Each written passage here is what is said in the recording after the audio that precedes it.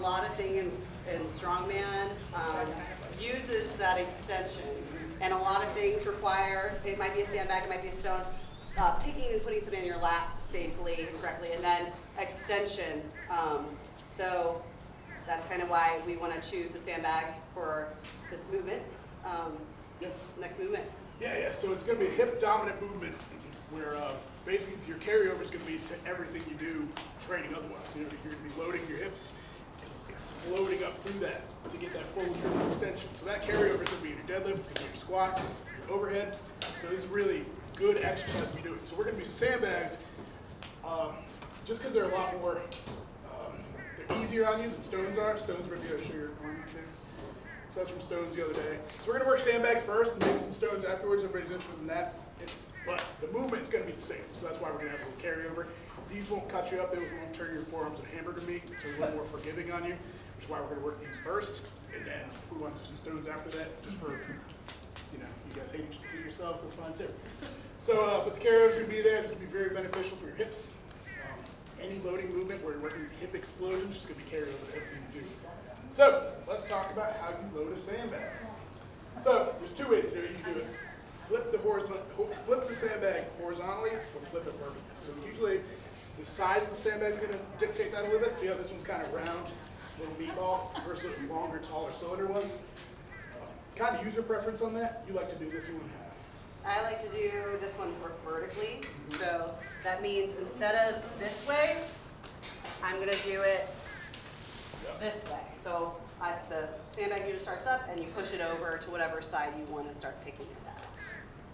So we pick this up, so we reach down in an RDL position. We don't want to squat down to the sandbag and try to pick it up like this. We want to be pretty tight, roll it under our hands, and we'll be picking like it's big, stiff leg deadlift, just like that. Pull it into your lap, re-grip it, wrap around it, and then same thing as we do with our log clean. It's up, and then hips up and through, and then just look up to the ceiling, and lean forward. So you're going to get that thoracic extension up, hips, this way. Triple extension. Up on your toes is even better.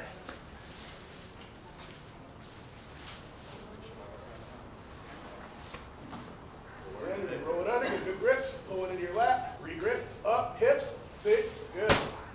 And there it is. There it is. There it is. There it is. Thank you. Actually, now, first I think we should go over, because this is so common. Yeah. The bad thing people do with this, that tear their biceps on sandbags and stones. Common mishaps is that people, it's so light for them, they're warming up. They'll bring it in and catch it like that, okay? You don't want to really catch a stone or a sandbag. This one's 100 pounds, so I'll do it like this, okay? That's not going to work. You will hurt yourself. Or squat. Squat this one. Squat, like to pick it up. Yep. Don't want to see that. We want to see deadlift. Because see what happens there? Your butt's going to shoot up anyway, so just start there. And you're basically going to deadlift it up into the lap. Re-pick, go. Right, and a lot of it's also squeezing it, that chest strength, rather than starting like this. You have to really get under and squeeze the stone. Back and forth, get under there. Yeah, get your hands might get scraped up a little bit. Squeeze in around it. Yep. Okay. Now from there, it's a quick grab around it, give it a nice hug, pull it in tight. Perfect. You're kind of in the front and under a little bit. A little bit, it depends on the bag too. Okay. You see how that one's a little shorter, you almost have to. You have to go that way. But if it's a taller bag in your lap, you kind of have to be around it. Or if it's horizontal, Do you want like here. to show them the horizontal one? Yeah. Do you feel like it's kind of more horizontal one, like one of the bigger ones you do to put it over this way? Is that funny or? It depends on your strength. For me, sandbag, wide like this, I feel a lot of it in my core and my upper back. So keeping it closer to me like this way for some reason. And that's just my strength and my preference. Now, it's going to depend on the size of the bag. You know, if the bag is very long this way, I'm probably not going to get it over very well. But with 100 pounds to 150 pounds, the bags are a little bit more meatballish rather than long like this. That smaller sandbag over there is 175, and it's still a little bit round. But the bigger sandbags are going to be a little more rectangular.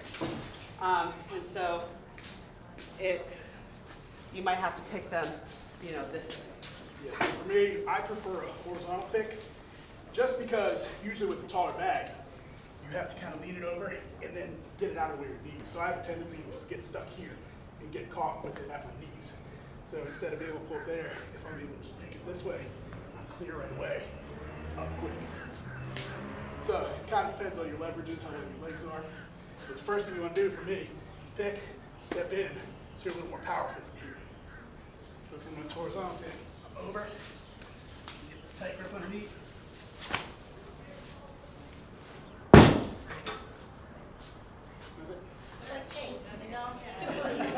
So luckily, a lot of what we do on a stone, we just did on the sandbags, so we can do a really good carryover. Same thing, so honestly, all the same lessons apply. You're gonna pick it like it's a deadlift. Don't get down there, I don't wanna see anybody sitting there squatting it up and pulling up like that. And again, don't row it into your lap, because that's bicep tear city.